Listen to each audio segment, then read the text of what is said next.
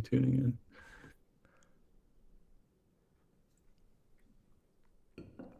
All right, I think I'm back. All right, there we go. Weird. Hello. All right, we recovered those funds. Oof. I'm kidding. This is not really a private key. In fact, That's the.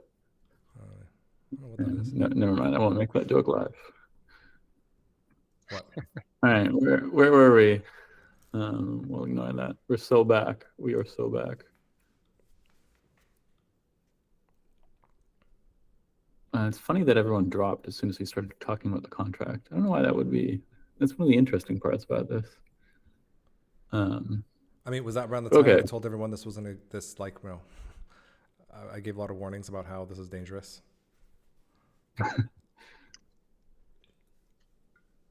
You said it wasn't get rich quick. Mm-hmm. All right, we still got 69 viewers. Do you want to wrap up the contract then? Yeah. And then quickly go back to index.js? Yeah, let's do it. All right, so to recap here, we have this smart contract. It takes in two Uniswap v2 pairs as inputs.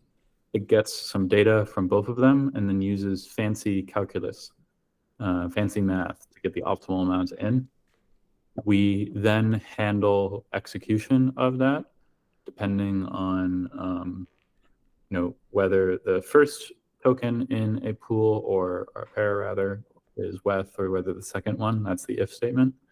And we handle kind of all of the trading amounts based off of what the optimal amount in is. So the first pair amount is equivalent to how much of whatever token you're swapping to you're getting in return for your ETH, and final amount is the amount of ETH that you're getting in return for the token that you're swapping to. In theory, final amount out should be larger than amount in, and you check that with these require balance after is greater than balance before requirement here. Then the last bit you can read over, everybody, is just making sure that we made some, or if we made profit, paying some amount of it to block.coinbase.transfer, which is the fee recipient, the block builder in this case. Yeah. One thing that I will note here is that this contract just enforces the narrow condition that your balance after is greater than your balance before. But it is possible that you made a super small WETH ARB. You made like one WETH at the limit worth of profit, and the gas fee that you're paying for the overall transaction is larger than your WETH profit. So a smarter way to do this would be to require that your balance afterwards is larger than the amount of profit that you made plus the transaction fee that you're paying for your overall transaction. A very simple way to do this is that you're making, like, the profit that you have is greater than 0.01 ETH or something like that. Yeah, so that's the smart contract. Fairly simple. We just calculate an optimal ARB on chain. Anything to add, Scott or Brock? No, I think that the most important part here is this. When you require that the balance after is greater than balance before, this is a very important line, just because the matchmaker is constantly evaluating whether your transaction is profitable and succeeds. And it's really important that you fail, right? Your failure here is how you tell the matchmaker that you don't want to do this. Because this is still a valid transaction, but you're indicating that it's not going to make you money, and therefore please don't include it. Yeah, and just the amount of math we have to do on chain is because of the MEV share system not sharing the direction of the trade with you ahead of time. Normally, this is something that you would do off chain and pass into your contract, right? So you wouldn't have to do all this math and on chain. But because you don't know anything about the size or direction, you need to calculate on chain. So there is a little bit of difference in how your contracts operate. Yeah. I think this is a good time to mention too, the differences between off-chain and on-chain, which calculations you can or should do on or off. So like one thing that stuck out to me when I was reviewing this code was, can you go back up to, I think it's line 76. It's the line that checks the wrapped ether balance. So like one way to make this more efficient would be like if you're on Uni v2, you can deterministically calculate how many tokens you're getting out, right? So you don't actually have to check your balance. And that would be an optimization for gas. But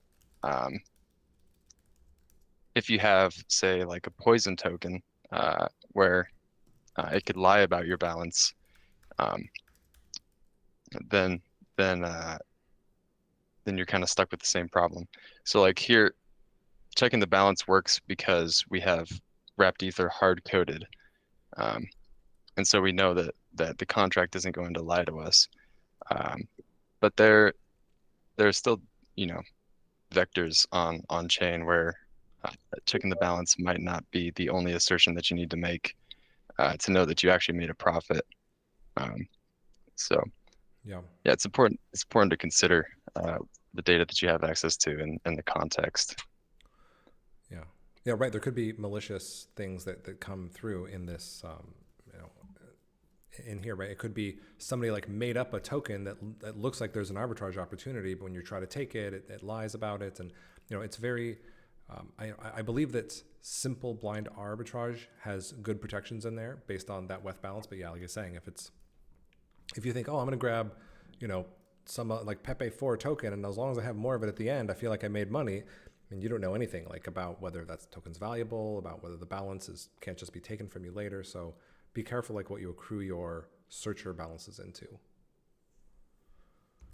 Mm-hmm. Yeah. Another thing is like you could have, I think it would probably be wise to have a cache of valid tokens. Mm-hmm. Maybe do some off-chain investigation and make sure that you're not just aping into scam coins. Yeah. Okay. So now let's do you want to hop over to the actual executor now? This is like the client side version that's going to create the transactions and bundles that go to the matchmaker after subscribing. So is that a good time? Actually, should we check on the is there any you guys keeping, is the troll box looking good? I'm in the 12 box. You can trust me on that. All right. Okay, so this code here really just like looks at arguments you pass in. This is kind of boilerplate stuff. We need to have a connection to Ethereum, right? You need an RPC URL in order to look up things, to look up like the pairs, right? We saw a lot of we're gonna be passing in pair information, Uniswap pair information, like which token's on one side or the other. Is it WETH? So that's gonna be important here. Signers are what we use for reputation in Flashbots. Well, actually, this is actually the real one, isn't it? Right. So this is going to be the wallet that signs your transactions that pay for the gas, right? So in this scenario over here, you need to, these are real signed transactions, and you need to sign them with an account that actually has some ETH to pay for gas. And so we need to provide that to the simple blind arbitrage. Yeah, the bundle provider. Actually, I don't think this is actually used in this this repository. I think we just ripped that out. Yeah. Yeah. I think I added it there, and I actually couldn't ever use it. So. Yeah. And the pool manager is just a bit of code to look up various bits of information about the Uniswap pool. Right. So, like I said, like figuring out, is this a WETH-based pair? Because if it's not a WETH-based pair, we can just move on. We don't need to do any further evaluation.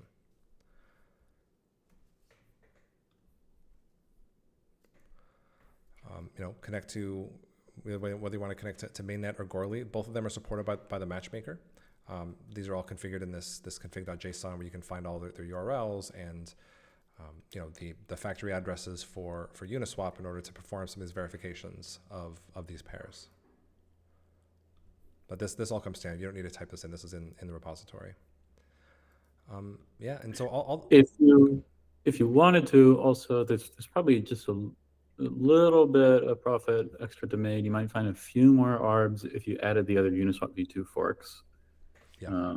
There are a few more that's in the OG simple arbitrage repo that are not in the simple blind arbitrage. I forget what they are, but there's like Zeus or something like Yeah, I that. remember that one. Yeah, there's a bunch of ones. Usually they get a little some liquidity at first, but every so often there's one of these Uniswap clones that becomes like the place that you exchange one type of token.